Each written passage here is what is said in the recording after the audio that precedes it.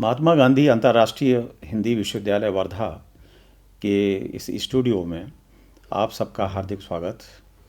आज हम लोग समकालीन कविता का परिदृश्य विषय पर यहाँ हैं। मैं आप लोगों से परिचय कराऊँ। हमारे दाहिने हाथ की तरफ बनारस हिंदी विश्वविद्यालय के वरिष्ठ आचार्य प्रोफेसर वशिष्ठ नारायण त्रिपाठी जी हैं। आप प्रोफेसर चंद्रकला त्रिपाठी जी हिंदी और मराठी के सुप्रसिद्ध लेखक और अनुवादक डॉक्टर दामोदर खड़से जी, हिंदी के वरिष्ठ मंच के कवि और गीतकार बुद्धिनाथ मिश्र जी आज हमारे बीच में हैं।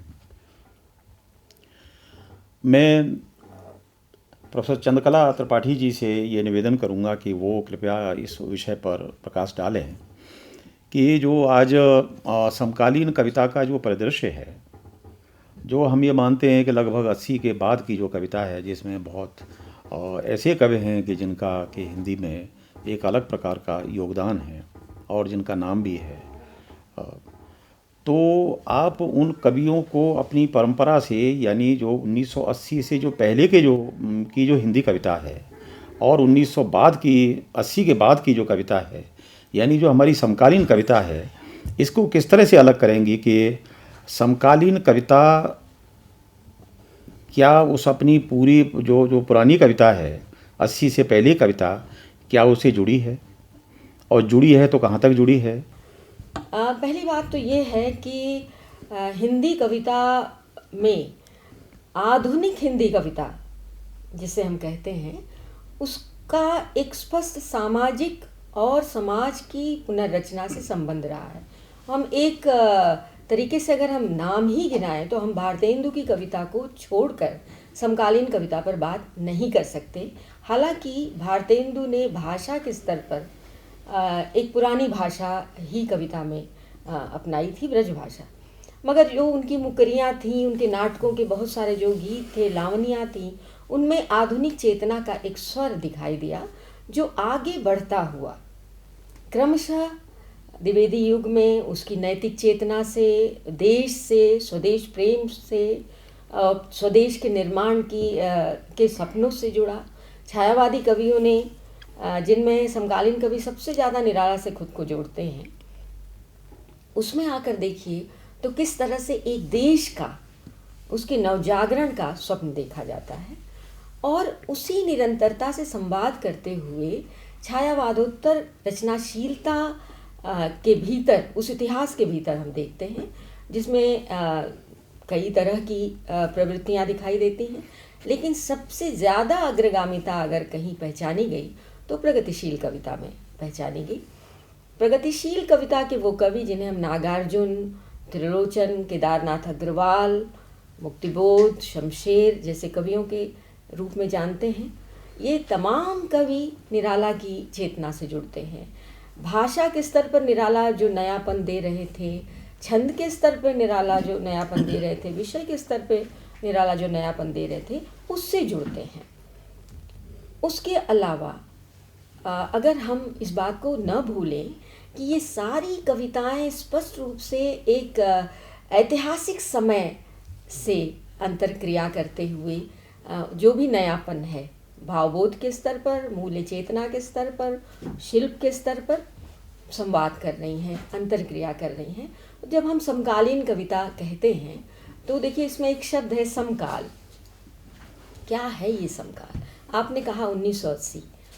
1980 का समय भारतीय समाज के इतिहास का एक बहुत हलचल भरा समय है।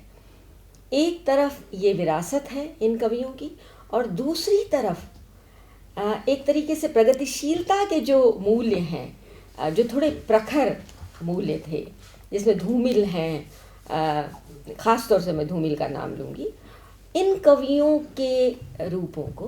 प्रोफेसर त्रिपाठी जी, अभी अंत में में प्रोफेसर चंद्रकला त्रिपाठी जी ने धूमिल का नाम लिया, और धूमिल का नाम लिया यानी एक राजनीतिक चेतना का नाम लिया। दूसरा ये भी है कि धूमिल की कोई परंपरा नहीं है, धूमिल की पहले भी कोई परंपरा नहीं और धूमिल के बाद भी कोई परंपरा नहीं है। धूमिल बनारस के थे, आप भी बनारस के हैं, धूमिल को आपने देखा भी होगा, धूमिल के साथ भी रहे होंगे। आप क्या धूमिल को किस तरह से समकालीन कविता में रखना चाहेंगे? धूमिल बनारस के कवि थे। धूमिल गांव के रहने वाले थे और एक विद्यालय में वो अध्यापक थे। जो समकालीन राजनीति उनके समय की थी और जो समाज था उसको उन्होंने बहुत अच्छी तरीके से देखा था। शहर के रहने वाले लोगों को और शहर के समाज में रहने वाले जो विभिन्न समुदाय हैं ऐसे लोगों को, और गांव के अंदर जो समाज है उस समाज में जो विभिन्न समुदाय हैं, जो श्रमशील जातियां हैं, उन सब को देखा था। और देश की राजनीति में बड़ी बड़ी बात होती तो उसको आधार बना कर के उन्होंने कविताएं लिखी। जैसे एक उनकी बहुत प्रसिद्ध कविता है जो मोचीराम है जी। तो उसमें वो समाज, राजनीति और उसको देखने की दृष्टि जनता की भी और हमारे शासन सत्ता में जो बैठे हुए लोग हैं उनकी भी, उसको बहुत बारीकी से वो आदमी देख रहा था और व्यक्त कर रहा था। उनकी परंपरा आगे नहीं बढ़ी जैसा कि आपने कहा। उसका कारण ये है कि उस तरीके की चुनौती देने का साहस हमें लगता है कि धूमिल के अलावा और लोगों में शायद नहीं था। जिस तरीके की चुनौती दी उन्होंने, जिस तरीके के शब्दों का उन्होंने प्रयोग किया है और जिस तरीके से उन्होंने देखा है कि कैसे जो एक समुदाय है जिसके पास ज्ञान नहीं, कुछ नहीं, लेकिन वो मोची के पास जब जूता, मोचीराम वाली ही कविता को ही अगर उदाहरण लें तो कितने अच्छे तरीके से व्यंग्यात्मक लहजे में उन्होंने उस पर टिप्पणी की है कि वो ऐसे ठोको, यहाँ मारो, यहाँ कील है। तो इस तरीके से जो एक यथार्थ जीवन का है जिसको उन्होंने देखा और उसको उन्होंने उस तरीके से व्यक्त किया कि श्रमशील मनुष्य के साथ जो व्यंग भी उन्होंने किया कि उस आदमी के पास कोई ज्ञान नहीं, उसको कोई जल्दी नहीं, कहीं जाना नहीं है, लेकिन वो ऐसे आचरण कर रहा है जैसे कि उससे ज़्यादा महत्वपूर्ण कोई नहीं। तो जो समाज के भीतर जो दोरंगापन है और उसी तरीके से संसद में भी जो दोरंगापन है, उन दोनों को एक साथ करके धूमिल ने देखा हमेशा। मैं खड़से साहब ये जानना चाहता हूँ कि चूँकि दोनों भाषाओं को आप समान रूप से जानते हैं, क्या जो हिंदी की जो परंपरा है, जो समकालीन कविता की जो परंपरा है हिंदी की, जिसकी राजनीतिक चेतना की बात हम कर रहे हैं, क्योंकि वो दौर जो 80 के आसपास का, 80 से पहले का जो दौर है वो नक्सलवाद का भी दौर है। जी। तो वो नक्सलवाद की असल में ये पैदाइश हैं सब, चाहे आलोक धनवा हों या धूमिल हों या जो राजनीतिक चेतना है, मतलब मसलन रघुवीर साय में जिस तरह की राजनीतिक चेतनाएं हैं, तो क्या मराठी साहित्य में भी इस प्रकार की कोई राजनीतिक चेतना है? मराठी साहित्य में भी राजनीतिक चेतना है। विशेष रूप से विद्रोह की कविताएं मराठी कविताओं में बहुत ज़्यादा है। राजा ढाले या नामदेव ढसाल, इस प्रकार के जो कवि रहे जिन्होंने दलित साहित्य के माध्यम से एक नई बात कहने की कोशिश की, केवल वो वहीं तक नहीं रुके। दूसरे जो सतीश कालसेकर जैसे कवि रहे हैं, उन्होंने समाज में जो विसंगतियां हैं उन पर प्रहार किया है, रूढ़ियों पर वो बोले हैं, और विशेष रूप से राजनीतिक विसंगति जो है जिसमें आश्वासन है लेकिन उसकी फलश्रुति कुछ नहीं है, ऐसे विषयों पर इन कवियों ने बहुत तेज़ी से और बहुत तीखेपन से लिखा और कहा है। तो जिस प्रकार हिंदी में राजेश जोशी हैं या पवन करण हैं या दुष्यंत कुमार हैं, इस प्रकार की भावभूमि के कवि मराठी में भी रहे हैं। दुष्यंत कुमार का असर इतना ज़्यादा मराठी पर हुआ कि मराठी के कई कवियों ने गज़लों में अपनी बात कहनी शुरू की और बहुत सारे लोग, बहुत सारे कवि मराठी में गज़लकार के रूप में प्रसिद्ध हुए। और उनकी भावभूमि ठीक दुष्यंत की तरह तो नहीं थी, लेकिन अपने समय को और अपने भूगोल को उन्होंने बड़े अच्छे ढंग से अपनी कविताओं में, अपनी गज़लों में उन्होंने ढाला है। जैसा कि अभी त्रिपाठी जी ने कहा, धूमिल का असर भी मराठी पर काफ़ी रहा है। और ये तो नहीं कहना चाहिए कि किसी कविता की तरह कोई कविता लिखता है, लेकिन उस धारा के कवि बहुत मराठी में भी रहे हैं। मराठी में पहले से ही विद्रोह खासकर व्यवस्था के प्रति वो बहुत तेजी और तीखेपन से रहा है। आज के कवि उस प्रकार की बात कर रहे हैं। अभी जो फिल्म आई है मराठी में, उसका मैं विशेष रूप से उल्लेख करना चाहूँगा और उसने चारों तरफ ध्यान आकर्षित किया है। कौन सी फिल्म? वो फिल्म है सैराट। सैराट। और उस सैराट फिल्म में जो सामाजिक भेद है उसके प्रति जो सवाल उठाए गए हैं, वो केवल एक कलात्मक फिल्म के रूप में नहीं, बल्कि समाज की जीवंत स्थिति को उस व्यक्ति ने सबके सामने, दर्शकों के सामने रखा है। ये बात विशेष रूप से मैं इसलिए कहना चाहता हूँ कि वो डायरेक्टर, वो निर्देशक मूल रूप से कवि है और पहले उसने कवि के रूप में मराठी में अपनी जगह बनाई और इस प्रकार की फिल्में उस आदमी ने दी, उस व्यक्ति ने दी, उस निर्देशक ने दी, जो समाज के ज़मीन से जुड़े हुए लोगों से वो फिल्म सीधे संवाद करती है। आज मुझे लगता है हिंदी में भी और मराठी में भी बहुत अच्छे ढंग से समकालीन कविताएं लिखी जा रही हैं जो हमारे आसपास को शब्दबद्ध करती हैं। डॉक्टर बुद्धनाथ जी, आप मंच से भी जुड़े रहे हैं और गीत की विधा जो ये मानी जाती है कि हिंदी में अब छंद का प्रयोग लोग कम कर रहे हैं, छंद की तरफ लोग कम ध्यान दे रहे हैं। समकालीन कवि हों या आज के बिल्कुल एकदम अधुनातन कवि हों, वो छंद का उस तरह से प्रयोग नहीं कर पा रहे हैं जिस तरह से आपने छंद को साधा है। आप क्या समझते हैं कि जो हिंदी का जो मंच है, क्या समकालीन कविता और मंच का कोई संबंध है? और हमारे जो समकालीन कवि मंच पर क्यों नहीं गए? क्योंकि एक प्रश्न ये उठता है कि जैसे उर्दू में आज भी बड़े से बड़ा शायर मंच पर जाना पसंद करता है, मुशायरे में जाना पसंद करता है, लेकिन हिंदी का अदना से अदना कवि मंच पर जाना पसंद नहीं करता। तो ये क्या वजह है? ये द्वैत क्यों हो गया? क्या हमने मंच को उन लोगों के लिए छोड़ दिया है जो मस्खरे हैं, चुटकुलेबाज हैं, उन लोगों के लिए छोड़ दिया है, या मंच को गंभीरता से लेना हमारे कवियों ने बंद कर दिया है, या उसको एक तरह का वो मानते हैं कि मंच पे जाने का मतलब हम कोई छोटे कवि हो गए? आप क्या मानते हैं इस? मूल बात ये है कि जो आपने कहा कि मंच की मंच एक कविता को समाज में ले जाने का एक माध्यम हुआ करता था, अभी नहीं है, क्योंकि अभी जो है मंच धीरे धीरे इन लोगों के कारण जिन्होंने कि छंद को छोड़ दिया, तो छंद को छोड़ने के कारण उनकी पकड़ कम हो गई समाज पर। एक बहुत उदाहरण छोटा सा देना चाहूँगा कि एक बार श्रीकृष्ण तिवारी और धूमिल जी दोनों बैठे थे। उनका हो गया कि अच्छा चलो हम लोग मजदूर से ही बात करते हैं, किसकी कविता समझी जाती है। और एक रिक्शा वाले को बुलाया गया, रिक्शा वाला बैठाया गया, तो धूमिल ने भी कविता सुनाई, श्रीकृष्ण तिवारी ने भी कविता सुनाई। श्रीकृष्ण उससे पूछा कि कौन सी कविता तुम्हारी समझ है? कविता तो आपे के ठीक रहल, उनकर कुछ हमारे समझ में नहीं है। तो जिसके लिए आप लिखते हैं उसकी समझ में नहीं आ रही, एक प्रश्न है। दूसरी बात यह है कि जो छंद को छोड़ने से उसकी पहचान पर भी असर पड़ा है। हम एक बहुत बुरी बात ये हुई है कि विश्वविद्यालयी शिक्षा में कविता के एक अधूरे रूप को, हिंदी कविता के अधूरे रूप को ही प्रस्तुत किया गया। अगर उर्दू कविता में जो मंच पर जाते हैं उनका भी उतना ही महत्व है जो कि पत्र पत्रिकाओं में है।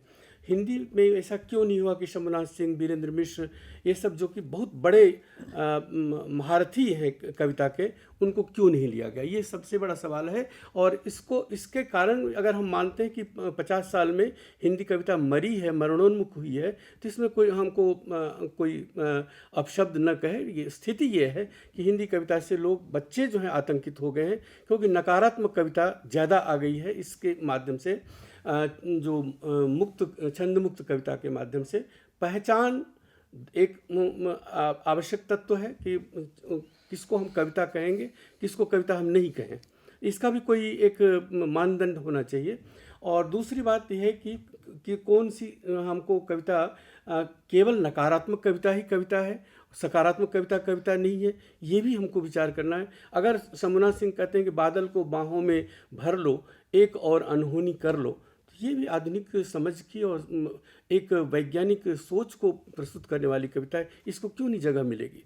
तो ये एक जो एकांगी हुआ है उसके कारण, उसका कारण क्या है वो आप विश्वविद्यालय के लोग बता सकते हैं। मैं तो विश्वविद्यालय में पढ़ा लिखा नहीं हूँ, लेकिन मैं इतना जानता हूँ कि अगर समाज में आपको कविता को ले जाना है तो आप इन्हीं माध्यमों से, जिसको कि हम सदा नीरा कहते हैं, नवगीत विधा अभी आई है और लोग धीरे धीरे उसकी ओर आ रहे हैं, बढ़ रहे हैं। विश्वविद्यालयों में भी उस पर शोध हो रहा है, नए नए बच्चे जो है लिख रहे हैं। विश्वविद्यालयों और महाविद्यालयों और विद्यालयों के पाठ्यक्रम में जो कविताएं लगाई जाती हैं उनका एक दूसरा पक्ष है। बहुत सी कविताएं तो इसलिए याद हैं वो पाठ्यक्रमों में, बस तो बहुत सही वो बात। पाठ्यक्रमों में नहीं आती हैं तो शायद वो याद नहीं रह पाती। बोलने के नाते जी। जो पढ़ने लिखने वाला संसार है उसके बीच में, लेकिन सामान्य जनता के बीच में जो चीज़ें होती हैं, जो कविताएं याद रह जाती हैं, वो दूसरे तरीके की कविताएं होती हैं। अब जैसे मुक्तिबोध की कविता है, जी। अब तक क्या किया, जीवन क्या जिया, है ना। अब जो सुनेगा वो एक जो आत्मालोचन है उनका, सही वो है, आपको स्पर्श करेगा ही सही। करेगा। भूतों की शादी में कनातों से कनात से तन गए, है ना? किसी व्यभिचारी के बन गए बिस्तर। हाँ, ये सारी चीज़ें जो है निर्भर करती हैं कि कौन सा कवि क्या कहना चाहते जनता में स्वीकृत किस कारण से है, उसकी लोकप्रियता क्यों बढ़ रही है। अब जैसे क्योंकि उसको मुझे थोड़ा सा आज भी तुलसीदास को ज़्यादा लोग पढ़ते हैं। बुद्धिनाथ जी, मैं खास तौर से ये कहना चाहती हूँ कि अगर जनता को हम संवेदना की उच्चतर भूमि पर लाना चाहते हैं, चेतना की उच्चतर भूमि पर लाना चाहते हैं, तो केवल कविता को ही नहीं, बहुत सारी चीज़ों को वातावरण बनाना पड़ेगा। बिल्कुल सही सारी बात है। जिम्मेदारी हम कविता पर नहीं छोड़ नहीं सकते, कर सकते। सही है। क्योंकि मुझे और याद सारे है, विषय भी नहीं हो सकते आप कविता के। बनारस के हैं, आप जानते हैं कि बनारस में गिरजा देवी, बिरजू महाराज, सितारा देवी को आम जनता सुनती देखती ही नहीं है, समझती भी है। एक बहुत ही मामूली मूंगफली बेचने वाले ने अपने बगल में बैठे पंडित जैसे व्यक्ति को जब वहाँ सिर हिलाते देखा जहाँ लय टूट रही थी, तो उसको मारा और कहा कि समझ में कुछ आ रहा है कि बिना मतलब सिर हिला रहे हो। सिर हिलाना भी, मुझे लगता है कि अब मैं टोकना चाहूँगा कि जो कविता की जो एक कविता पाठ को समझने की जो एक चाहिए वाचिक परंपरा होनी चाहिए, क्योंकि श्रोता में वो गुणवत्ता होनी चाहिए जो पहले थी। पहले के कवि सम्मेलन इसलिए महत्वपूर्ण थे कि उसमें जो कविता पढ़ी जाती थी उसको लोग समझते थे और उसका एक श्रोता वर्ग तैयार होता था। इस समय जो है जो छंदमुक्त कविता के कारण इसको हम एक तरह से कहेंगे नाट्य संवाद की तरह, जो भी कविता नाट्य संवाद की तरह से होती है वो कविता चलती है। बंगला में वही कविता जो है पढ़ी जाती है, नहीं कोई पसंद करता है, लेकिन उसी को जब आवृत्तिकार नाट्य संवाद के रूप में उसको प्रस्तुत करता है तो उसको सुनने वाले ज़्यादा लोग हैं। तो ये चीज़ आप जिसकी चर्चा कर रहे हैं कि छंदमुक्त कविता में, उसमें वो जो नाट्य संवाद का तत्व है उसको लोग पसंद करते हैं, वो छंदमुक्त कविता में है। अगर वो हम उसको गीत में कहेंगे, धूमिल की कविता को अगर हम गीत में बंद करेंगे वो दो कौड़ी क्या हो जाएगा, ये सही है। अच्छा चंद्रकला जी, एक बात बताइए, आपने जैसे ये कहा कि जनता को शिक्षित करने के लिए, जनता को चेतना संपन्न करने के लिए, जनता में जाने कविता और साहित्य को, आपने कहा कि केवल कविता नहीं बल्कि पूरे साहित्य को, कला को कैसे चैतन्य करें। तो आप देखिए कि आज जो अखबारों में विशेष रूप से, क्योंकि चेतना संपन्न करने का काम अखबारों का भी है। जब ये कहा गया कि जब तोप मुकाबिल हो तो अखबार निकालो, तो उसमें इलेक्ट्रॉनिक मीडिया नहीं था। लेकिन आज जो अखबारों की भूमिका है, आप देखिए कि जो साहित्यिक पन्ने गायब हो गए, साहित्य पे चर्चा गायब हो गई। बिल्कुल अखबारों ने बिल्कुल जैसे अपनी एक जो बड़ी एक जिम्मेदारी थी साहित्य को जनता तक पहुंचाने की, उस जिम्मेदारी को भुला दिया। तो कैसे पहुंचेगी कविता या साहित्य की कोई भी कला? जी बिल्कुल। और सच बात यह है कि बहुत गहरा आत्मालोचन का समय है।